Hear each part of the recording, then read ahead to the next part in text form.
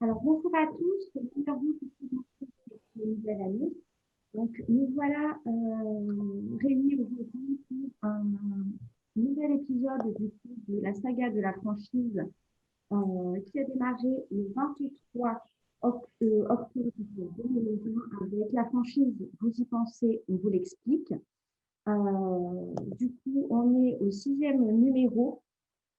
Comment négocier avec son banquier. Donc, c'est une saga qui est développée sur une idée originale de la CCI Nice Côte d'Azur en partenariat avec la Banque Populaire Méditerranée, dont Catherine Gaudier, présente aujourd'hui, va animer la session du jour sur comment négocier avec son banquier.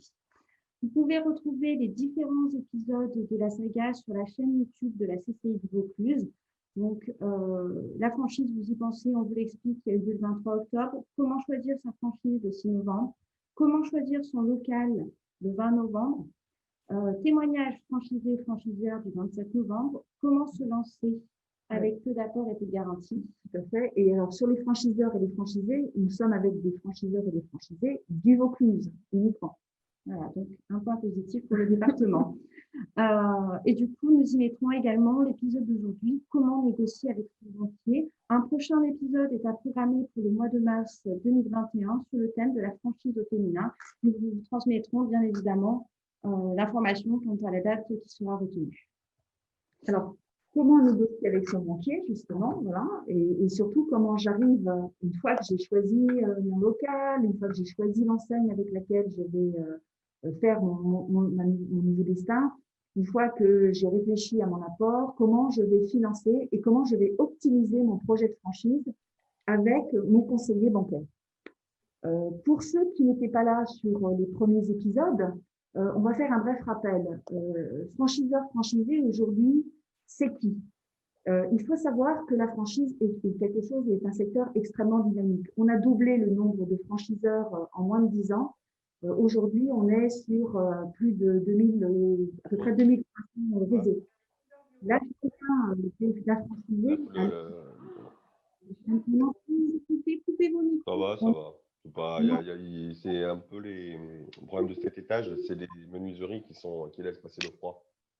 Ah, c'est pas évolué? Non, aucune, hein. Aucune, pardon. On a quelques personnes qui sont avec leur micro ouvert et donc on les entend prioritairement. Donc je vais revenir. Donc les franchiseurs et les franchisés, qui sont-ils?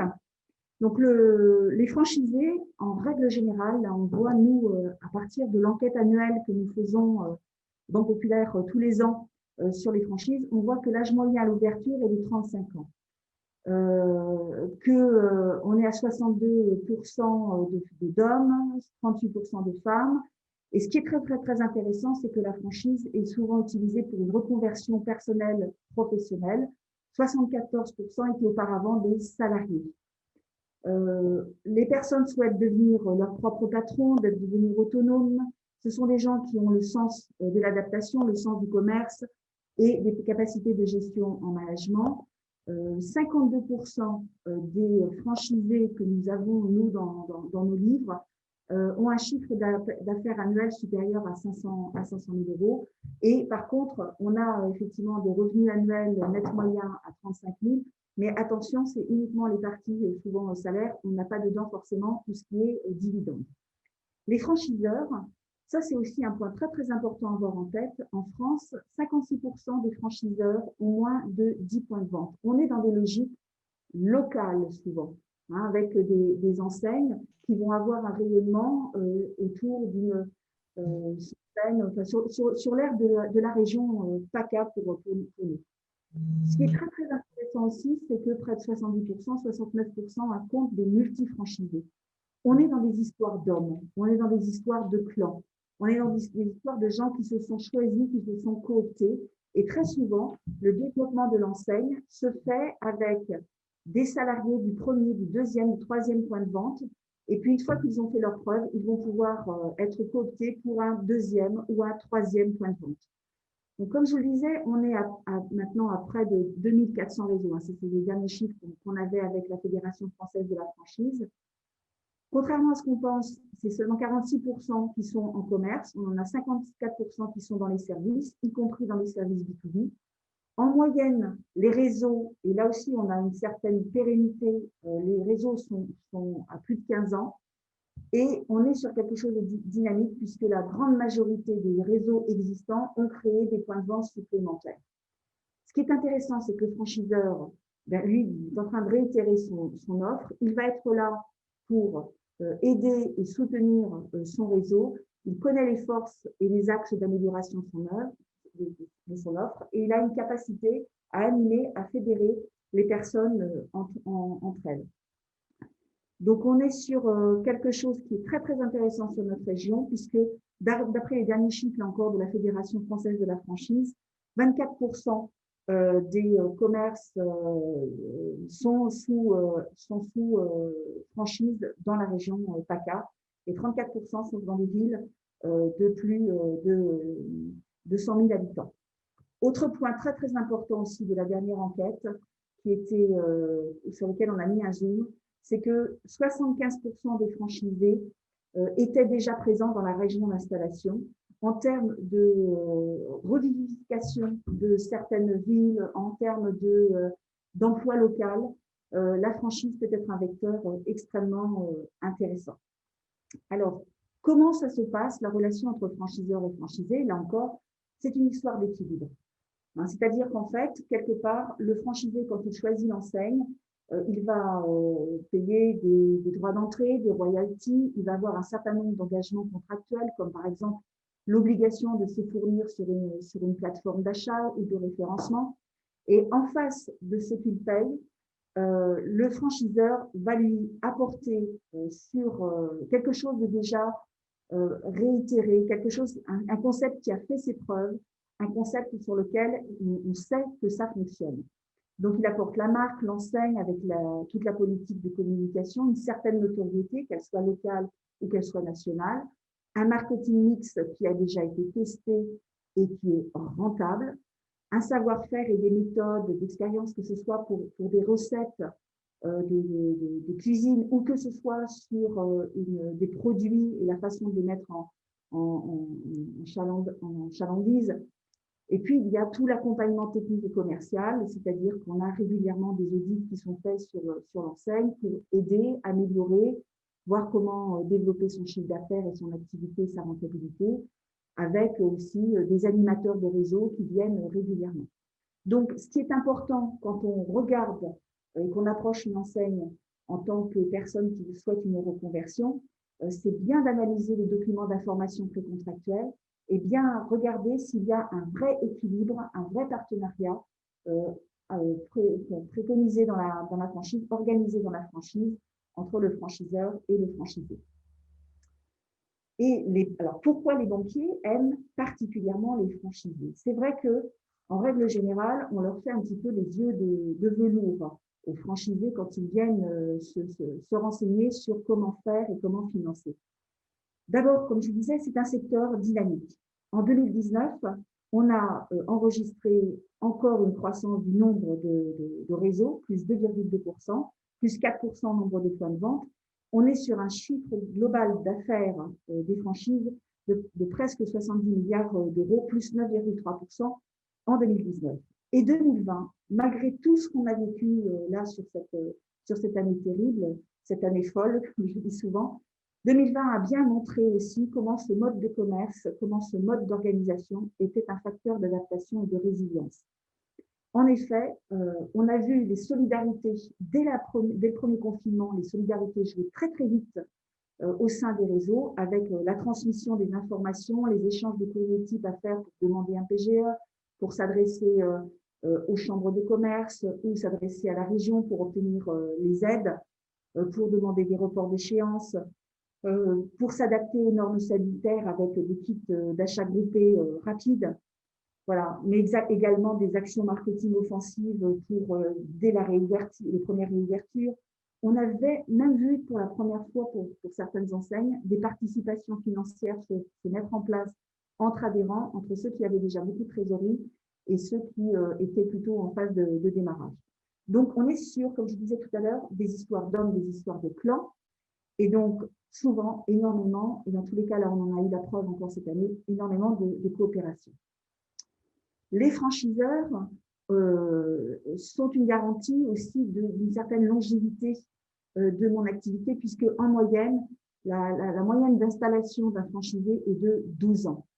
Et le contrat est souvent, on va dire, entre 5 ans et 7 ans, hein, 6 ans et demi. Et on voit régulièrement, on a régulièrement des facilités pour réitérer son contrat. Ce qui est très important pour les banquiers, surtout lorsqu'on est dans une reconversion professionnelle, c'est la qualité de l'accompagnement que peuvent apporter des franchises qui sont particulièrement sensibles à cet aspect, comment dirais-je, maintien et qualité du concept. 76% des franchisés étaient d'anciens salariés, comme je l'ai dit, avant d'ouvrir leur point de vente. Ils sont préparés par une formation initiale. En moyenne, la durée moyenne des formations, surtout lorsqu'il y a et du technique et du commercial, est de 32 jours. Elle est dispensée par le franchiseur ou par des organismes qu'il a référencés. Ce qui est important aussi, c'est qu'en règle générale, il y a un coaching ou un parrainage qui est fait par un autre franchisé de proximité. C'est très, très intéressant parce que c'est ce genre de complicité humaine, de solidarité humaine qu'on a vu jouer là encore pendant les 2 confinements. Ce qui est intéressant aussi, c'est que cet accompagnement va jouer donc non seulement au moment de l'installation, mais également tout au long de la vie du contrat. Comme je vous le disais, il y a l'animateur réseau qui va venir régulièrement regarder. Il y a des comparaisons de chiffre d'affaires tous les soirs, toutes les semaines, tous les mois. À chaque fois qu'il y a un challenge national qui se met en place, on va regarder comment ça se joue à taille de ville comparable. Et donc, c'est autant d'occasions d'amélioration de savoir-faire partagés qui se mettent en place dans les franchises. Et en cas de difficulté aussi, le réseau peut être présent. Donc là encore, 2020, voilà, sur les 2 confinements, ça a été probant. Et même les chiffres de l'INSEE le montrent, puisque le taux de défaillance est moindre, le taux de survie d'un franchisé au bout de 4 ans est de 95% contre 40% sur l'ensemble des commerces de détail, 53% dans les services.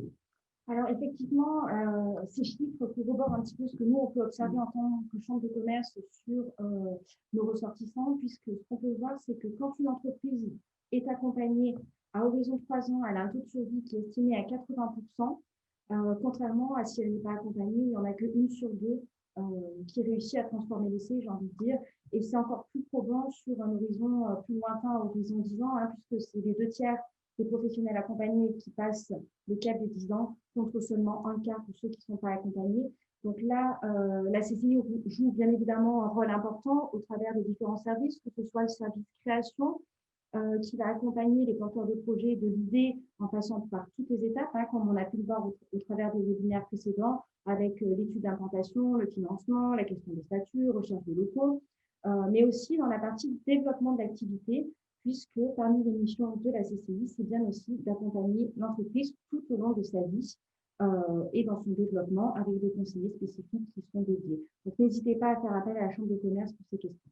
Et tout à fait, les banquiers font aussi sont assez vigilants sur comment le porteur de projet s'est entouré au démarrage et à la conception. Et c'est vrai que de passer par la CCI pour son étude d'implantation, c'est forcément un plus parce qu'on sait qu'on est entre partenaires qui se connaissent et qui savent comment travailler. Alors, quand vous arrivez quand vous êtes en train de monter votre plan de financement, quelles dépenses et investissements il va falloir anticiper? Tout d'abord, lorsqu'on rentre dans des franchises, il y a en règle générale des droits d'entrée. Plus on est sur une franchise qui est connue et reconnue d'envergure nationale ou internationale, plus en règle générale, elle a développé une grande palette de services et plus, bien sûr, le droit d'entrée va être élevé. En moyenne, il s'élève à 15 000 €. Lorsque j'avais démarré, il va falloir mettre un coup de boost pour faire connaître l'activité. Donc, il faut prévoir, en règle générale, un budget communication et marketing assez consistant sur le lancement de l'activité. On va avoir très, très vite, au bout d'1 mois ou de 2 mois ou de 3 mois, là, ça dépend effectivement du contrat, des redevances d'exploitation et des redevances de publicité à verser aux franchiseurs. Donc, il faut avoir là aussi anticipé en termes de trésorerie. Vous aurez aussi le stock initial. Vous aurez, alors, qui peut être très consistant, ce stock initial, dans l'ameublement, dans la restauration, dans les brasseries, etc. Il y a un point important à avoir, c'est quand on est sur des contrats de licence de marque, par exemple dans les vêtements, il faut bien regarder dans le contrat parce que souvent le stock reste à la charge du fournisseur. C'est ce qu'on appelle le contrat de commission affiliation. Et donc, lorsqu'il y a cette clause, ça veut dire que le stock est pris en charge par le franchiseur. C'est bien, là encore, dans le fond du contrat qu'il faudra regarder ce point. Vous aurez aussi l'acquisition ou la location du point de vente et l'aménagement des travaux. Donc ça, c'est aussi un point important parce qu'il peut être intéressant d'avoir une logique patrimoniale, surtout en ce moment où on voit énormément d'effervescence, de changements de main dans des fonds de commerce, y compris sur des adresses prestigieuses. Donc, il peut être intéressant aussi de se poser la question d'une logique patrimoniale en acquérant l'adresse et le point de vente, faire les aménagements de travaux, regarder quel type d'équipement, financer les types d'équipements qu'on peut avoir, que ce soit matériel, hein, que ce soit le mobilier, que ce soit les imprimantes, que ce soit tout ce qui est nécessaire à l'activité, que ce soit la voiture de service. Et puis, anticiper aussi le besoin en fonds de roulement et tous les honoraires de spécialistes dont il faut s'entourer pour être sûr de bien faire du premier coup, que ce soit l'avocat qui va vous aider à décortiquer le contrat et à décortiquer le document d'information précontractuelle et bien regarder donc ces fameux équilibres et jusqu'où vont vos engagements et comment s'anticipe la sortie du contrat de franchise. L'expert comptable avec qui vous allez faire votre plan de financement, votre plan de trésorerie et vos demandes de prêt. Et puis, l'étude d'implantation, au-delà de l'étude de marché qui, elle, doit être fournie par le franchiseur. Donc, quand on a additionné tout ça, on arrive sur quel montant? Alors, très souvent, les personnes me disent, oui, mais aller sur une franchise, ça va me coûter très cher. Et là encore, il faut prendre le temps de bien regarder les choses parce que 33% des créations de franchises se montent à moins de 50%. En particulier en ce moment, avec tout ce qui est service aux personnes, que ce soit vers les enfants ou que ce soit vers les personnes âgées, avec le maintien à domicile, mais également donc sur un certain nombre de services B2B, on est à moins de 50 000 € pour la création de la franchise. Donc, au total, 73% des franchisés, et y compris sur des investissements déjà consistants, hein, le coût de la création de la franchise va être inférieur à 200 000 €. Un point très, très important que regarderont tous les banquiers, c'est le niveau d'apport personnel. L'apport personnel, c'est ce qui vient couvrir tous les frais d'établissement, l'achat des stocks, le besoin de fonds de roulement, tout ce qui va permettre aussi, en règle générale, de couvrir largement la première année. En règle générale, lorsqu'on est sur de la création pure, quand on est dans des activités de commerce avec au moins le nantissement du fonds de commerce en garantie, le minima demandé, c'est de 30%. 40% quand on est sur des activités de service. Je ne vous cacherai pas que dans beaucoup de banques en ce moment, on voit quand même sur certaines activités l'exigence d'apport être remontée pour avoir davantage de garanties en ces temps quand même très incertains. Lorsqu'on est sur une reprise d'activité sous une même enseigne qui a déjà fait ses preuves ou sur un deuxième point de vente pour un multi-franchisé, là on va être plutôt sur du 20%, voire même moins lorsqu'on est avec une relation très très longue avec notre banquier. Donc vous voyez, voilà, cher, oui, mais pas tant que ça. En fait, ça dépend de l'activité vers lequel on va. C'est certain, l'emprunt bancaire reste la première source de financement. Donc la banque va intervenir pour financer sur 15 ans, comme je le disais tout à l'heure, l'acquisition de murs professionnels dans une logique patrimoniale. Sur 7 ans maximum, l'acquisition ou la reprise du fonds de commerce. Sur 5 ans, les acquisitions de matériel ou le financement des travaux, comme pour la modernisation ou la mise aux normes du concept.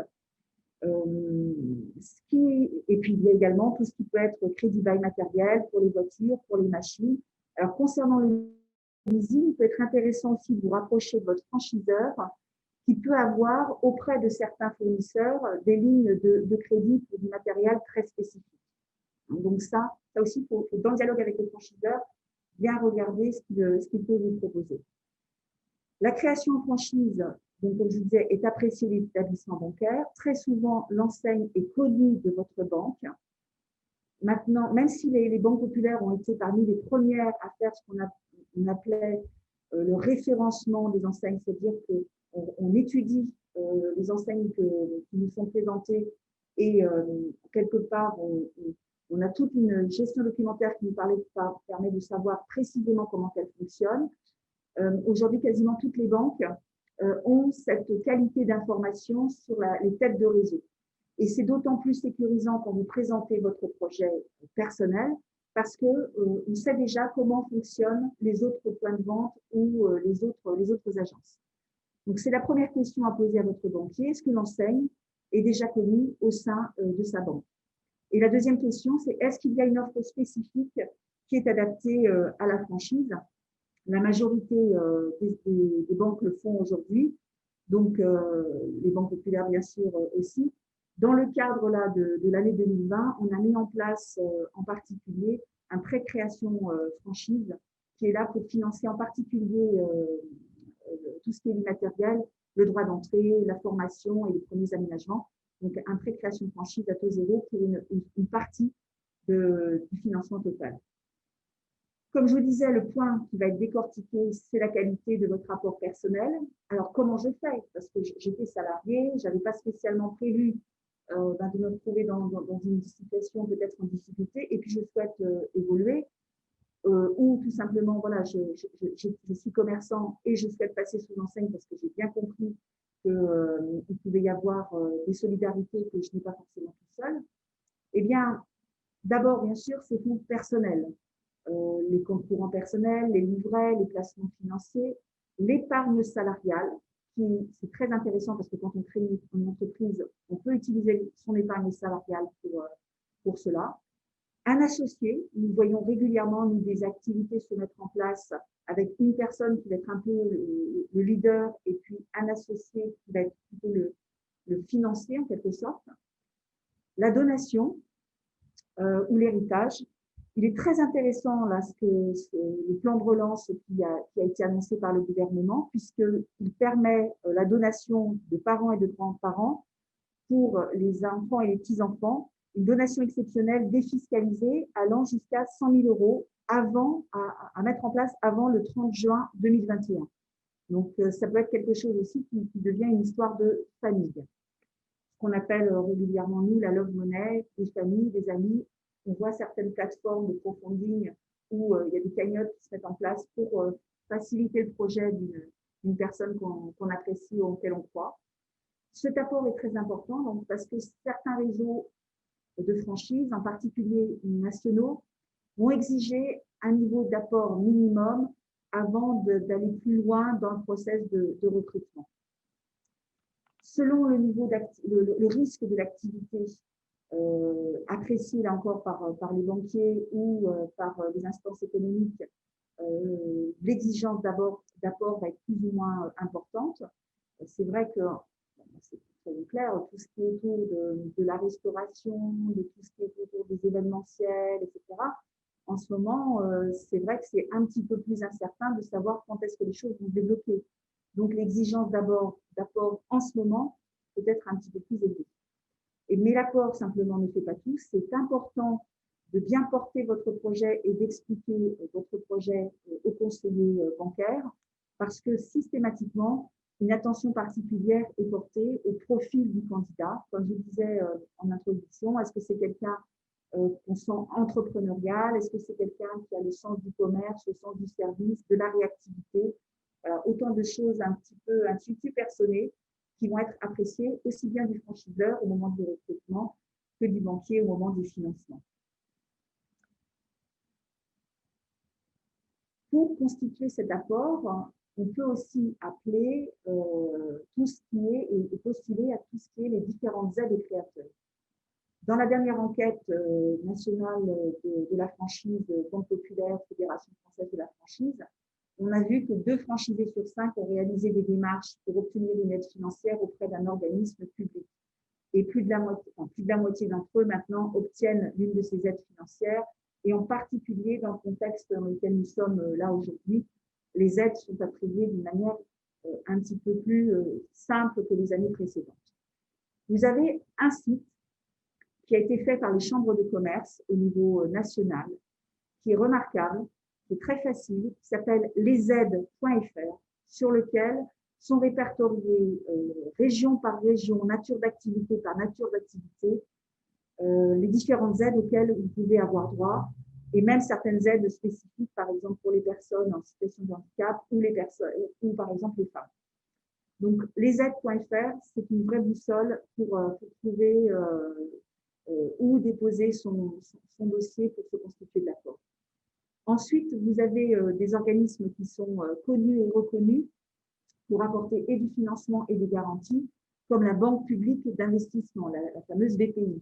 Là encore, quelqu'un de la Chambre de commerce vous aidera en local parce qu'il connaît les interlocuteurs locaux. Tout comme il connaît, par exemple, le réseau Initiative PACA, donc Initiative Vaucluse, qui peut donner un prêt d'honneur, un prêt à taux zéro qui est octroyé sans garantie, sans caution personnelle, avec un remboursement entre 2 et 5 ans, montant variable selon ce que vous aurez demandé et les besoins en fonds propres, qui fonctionne sur la sélection, sur un dossier écrit et une présentation orale devant un jury. Oui, pour défendre votre projet sur des aides, vous aurez à faire des pitchs, y compris devant des gens comme France Active, qui lui va plutôt aller sur des activités à vocation économique, sociale et solidaire, ou sur du microcrédit comme les organismes ADI ou Créasol. Il y a aussi un organisme où il faut clairement demander à votre franchiseur s'il a été référencé auprès d'eux. C'est Impact Partenaire qui, depuis à peu près 5 ans, a un fonds européen dédié à la revitalisation des quartiers prioritaires de ville en utilisant la franchise. Et donc, ils ont un prêt obligataire sur 7 ans qui peut être considéré comme du quasi-apport par les banquiers. Il faut simplement que votre enseigne, l'enseigne que vous choisissez, soit adhérente, soit référencée auprès d'eux et que vous soyez dans un quartier prioritaire de ville. Par exemple, ça peut être autour du Vieux-Port à Marseille. Ça peut être sur certains très très beaux quartiers. Ça peut être par exemple un peu plus sur le centre du Dac, sur une partie du centre de Carpentras, sur le centre de Bolène. En fait, on a un ensemble de quartiers qui sont effectivement référencés quartier politique de la ville. On a fait effectivement un webinaire sur le sujet du financement dans les précédents, dans lequel est intervenu Impact Partenaire et dans lequel vous pouvez retrouver aussi la liste des quartiers concernés. Il y a toute la liste des quartiers concernés dans un précédent webinaire. Ensuite, donc, le banquier va discuter avec vous de tout ce qui est garantie. Alors, il y a un certain nombre d'organismes aussi qui viennent se mettre en garantie partielle au lieu et place de votre pure garantie personnelle. Donc, on va trouver des organismes comme la SOCAMA, qui est affiliée au groupe Banque Populaire, Caisse d'Épargne, etc. Mais des organismes aussi comme la SACEF, là où vous faire pour apprendre la garantie bancaire, ou la CIAGI qui a développé depuis quelques années aussi des référencements très intéressants sur les franchises. Donc, si on récapitule, et là vous aurez les liens, voilà, vous allez avoir comme site utile les aides, Pôle emploi aussi, excusez-moi, hein, j'ai oublié de le citer, mais qui est un site également sur comment je crée, comment je reprends une entreprise. L'ordre des experts comptables aussi, sur lequel vous trouverez Business Story. Alors ça, c'est un site intéressant parce que quand vous êtes au stade de la réflexion, un certain nombre d'experts comptables ont un partenariat avec les banques populaires et vont pouvoir, sur 2-3 rendez-vous gracieux, vous donner les premières précautions d'emploi. Je citais BPI et puis bien sûr donc Initiative, Terre de Vaucluse. Pour de l'accompagnement de formation sur si vous sentez que vous avez besoin de vous muscler pour devenir un chef d'entreprise, vous avez le réseau Entreprendre, mais vous avez aussi des réseaux comme l'IRCE, des réseaux comme DGE et le réseau de la CCI. Et la CCI également, avec les 5 jours pour entreprendre, en fait, qui sont une formation pour accompagner dans l'entrepreneuriat et dans la création d'entreprises pour se lancer. Voilà. Et si vous en êtes au tout début de votre réflexion, il y a aussi en ligne la formation fournie par la Fédération française de la franchise. Sur leur site, vous allez dans leur académie de la formation et vous trouvez, je crois que ça coûte 50 €, une petite formation en ligne qui permet de se poser les bonnes questions sur tout ce qui est la franchise. Alors, ça y est, donc, voilà, vous avez établi avec votre expert comptable votre rapport, vous avez monté votre plan de financement, vous allez préparer votre rendez-vous avec la banque. Bien s'appuyer en amont sur le franchiseur. Donc, ça veut dire qu'on va demander au franchiseur des exemples de business plan ou de chiffres d'autres points de vente, en particulier dans des villes qui ont des tailles similaires à celles où on veut s'installer, pour pouvoir prouver la véracité des prévisionnels qu'on est en train de faire. C'est vrai que nous privilégions la relation directe, mais il peut arriver aussi que le franchiseur va avoir l'animateur de réseau qui va vous accompagner sur le premier rendez-vous auprès de la banque. Le deuxième point, c'est effectivement avoir bien pris l'avis d'expert. Tout à l'heure, je vous citais l'avocat pour décortiquer le DIP ou décortiquer le contrat de franchise.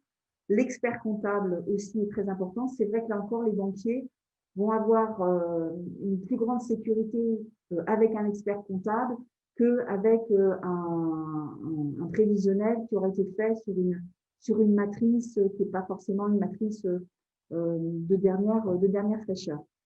Un point très important, c'est de prendre contact avec des franchisés déjà installés, un peu matures.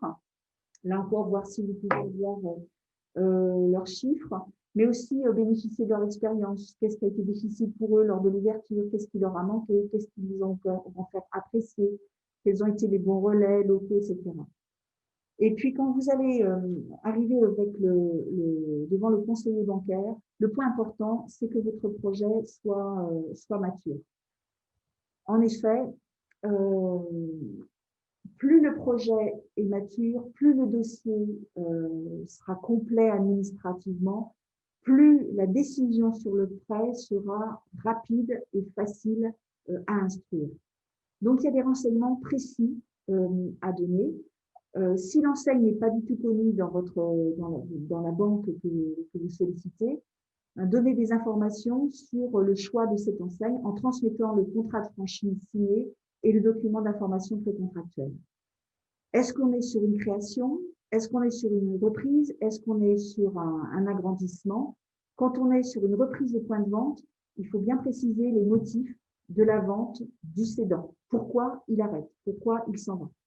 L'étude de marché, qui est donnée en règle générale par le franchiseur, à compléter par l'étude d'implantation avec l'étude de la concurrence à proximité.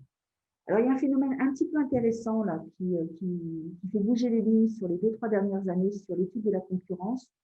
On se rend compte que sur certaines zones commerciales, on va avoir une concentration, par exemple, de magasins de décoration et d'ameublement. On va avoir une concentration de magasins alimentaires et d'épiceries fines. On va avoir une concentration.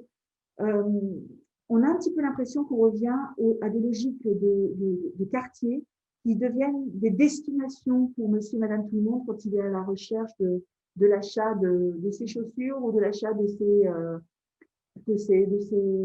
meubles ou de la réinstallation de sa maison.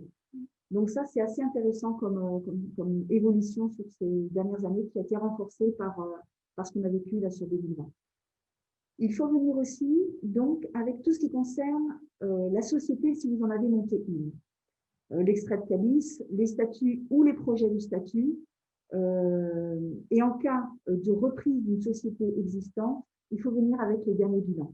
Alors, ce point est important parce que ce qui est très délicat, c'est de commencer, par exemple, l'instruction d'un dossier de prêt en étant en direct, et puis en cours de route, par exemple, dire ah ben non, maintenant je change, je vais monter telle société, etc.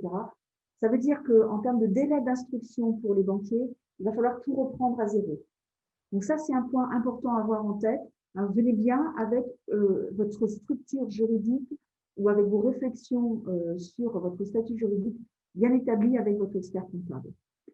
Venir également avec la promesse de vente du fonds de commerce, le droit au bail et quand on a le projet de bail, les superficies qui vont être là, les plans, les photos, etc. Ça, c'est un dossier complet sur le fond.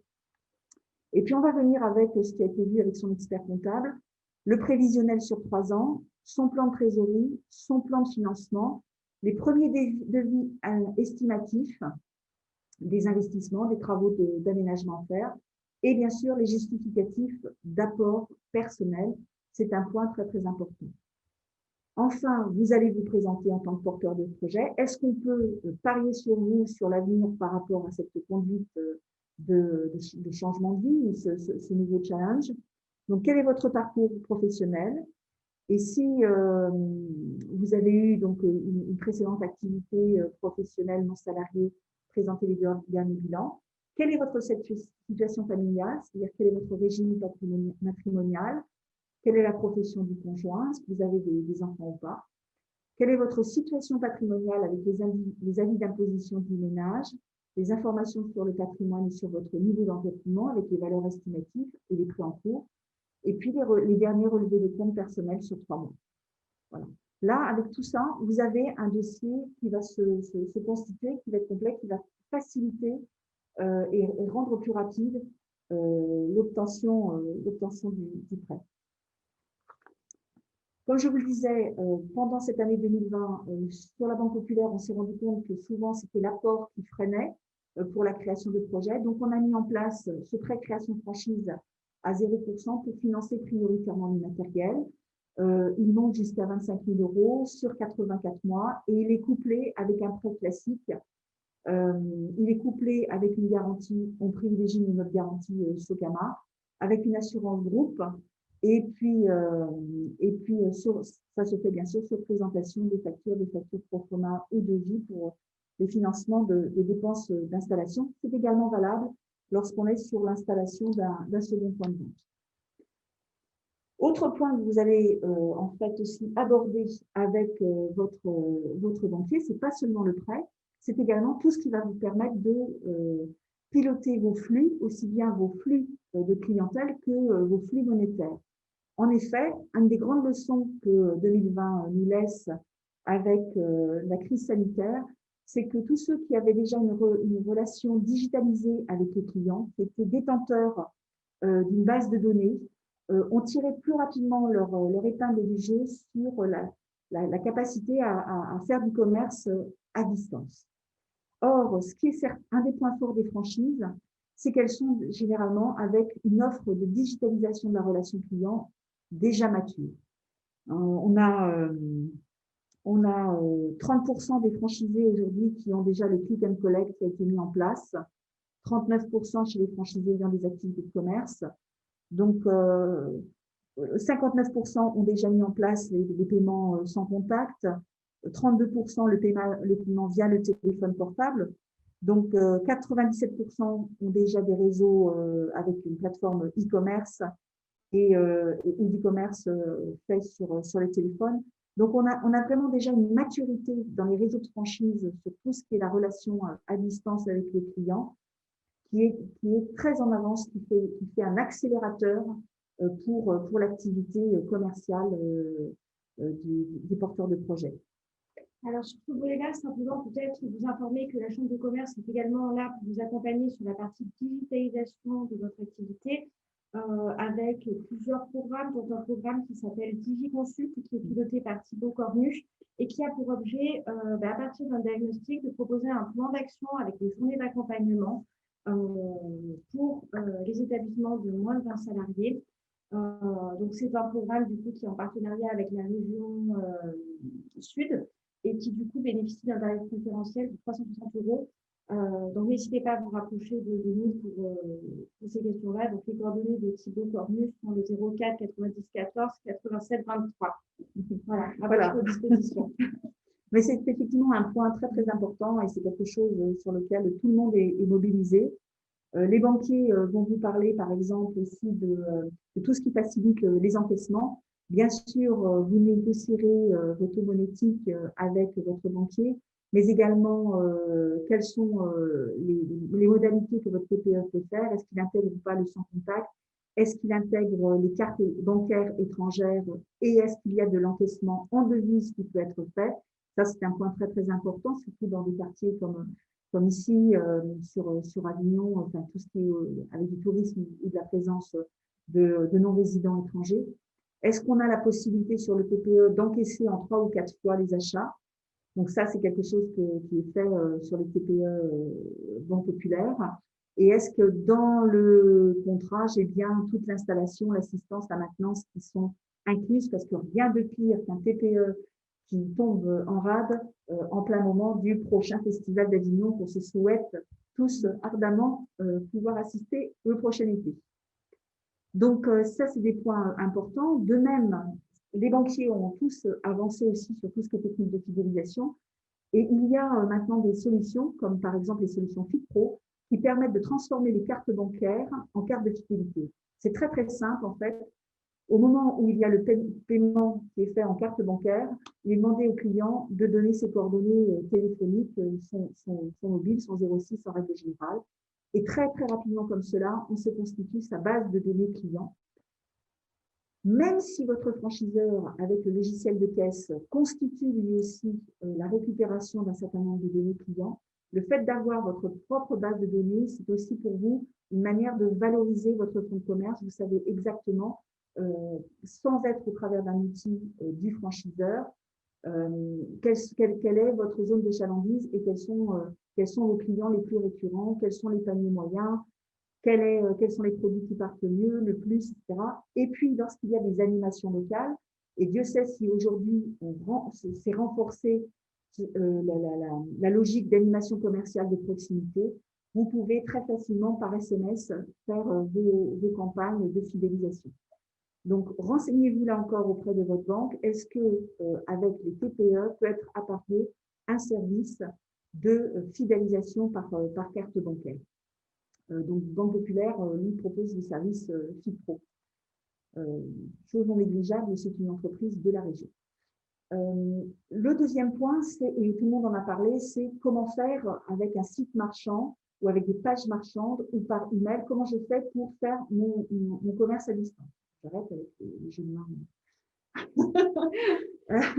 Donc, le réflexe qu'on a souvent, c'est de se dire il faut que je monte mon site internet. Oui, tout à fait. Lorsqu'on dispose déjà d'un site marchand avec une vitrine sur ses produits, ses devantures, c'est très facile d'ajouter des modules qui permettent l'encaissement en ligne. L'encaissement en ligne fait avec les banquiers et a ceci d'intéressant qu'il vous fiabilise l'encaissement.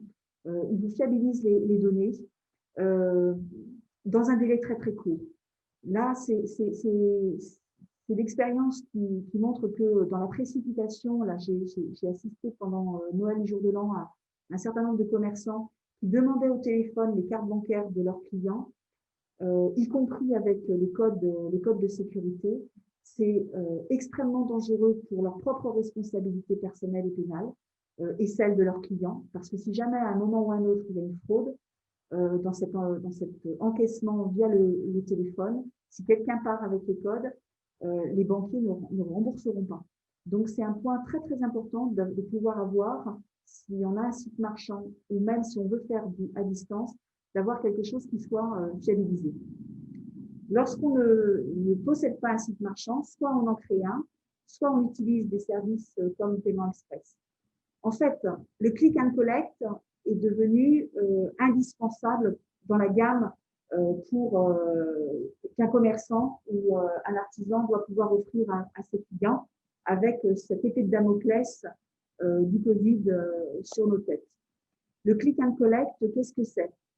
C'est mettre en place un canal de vente qui va faciliter le paiement à distance via une interface sécurisée qui permet de choisir le mode d'expédition. Est-ce qu'on fait un retrait en magasin?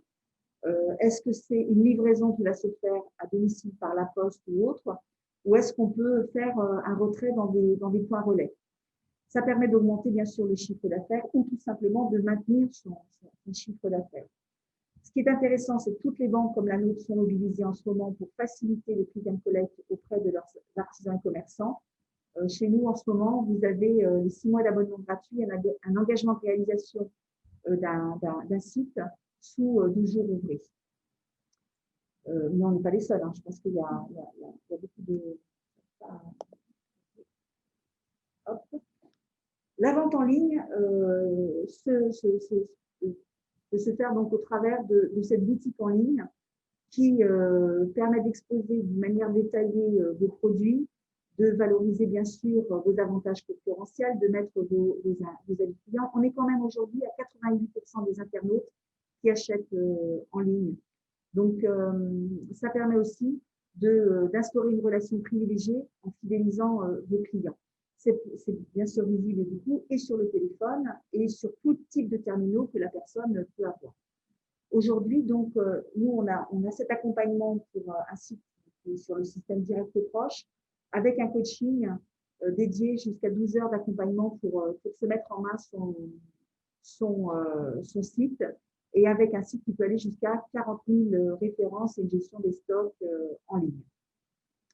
Mais vous avez aussi, tout simplement, aussi en première étape, la possibilité d'utiliser les systèmes Google Ads, c'est-à-dire en vous rendant visible sur les personnes dès qu'elles font une recherche sur leur téléphone ou sur un site, vous allez apparaître, que ce soit sur Google Maps ou que ce soit sur Google, sur le site Google.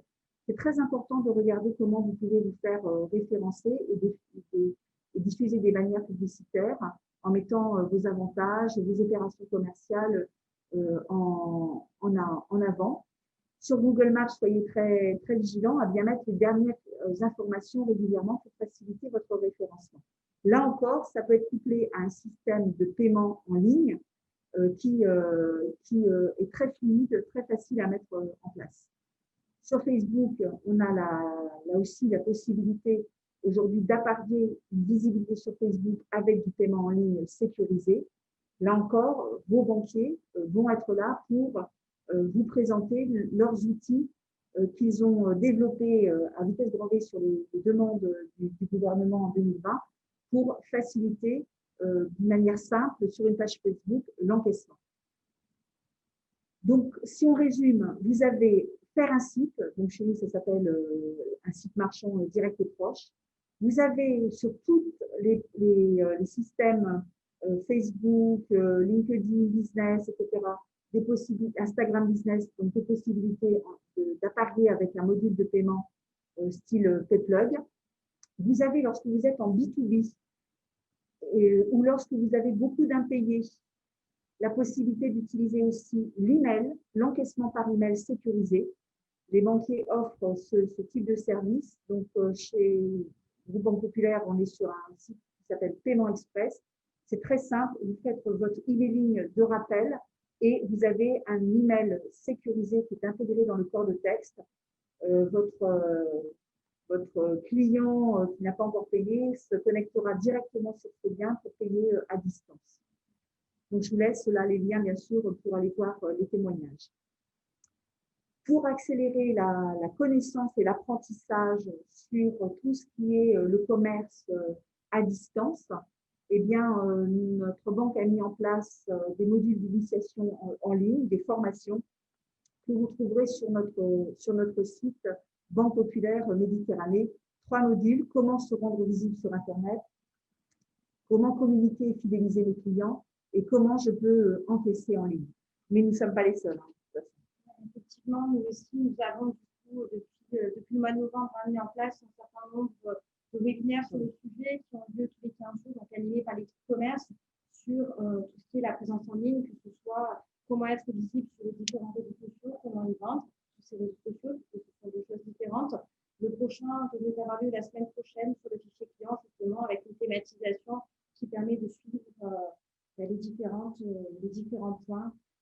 Ils sont aussi visibles sur la chaîne YouTube puisque c'est fortement d'actualité en ce moment. Donc, pour devenir un commerçant du 21e siècle, en fait, tout le monde est mobilisé. Je dirais que voilà, ce qui s'est passé en 2020, ce que nous avons vécu en 2020 nous a obligés tous à accélérer la marche sur la digitalisation de la relation, de pouvoir être en face à face et être en face à face comme on le fait maintenant en visio ou à distance ou via les outils numériques. Et donc, n'hésitez pas bien sûr à vous renseigner tant auprès de la Chambre de commerce qu'auprès de Banque Populaire pour du conseil personnalisé sur qu'est-ce qui sera le plus efficace pour vous pour booster et maintenir vos activités. Voilà, donc nous avons fait le tour. Je ne sais pas si certains ont des questions.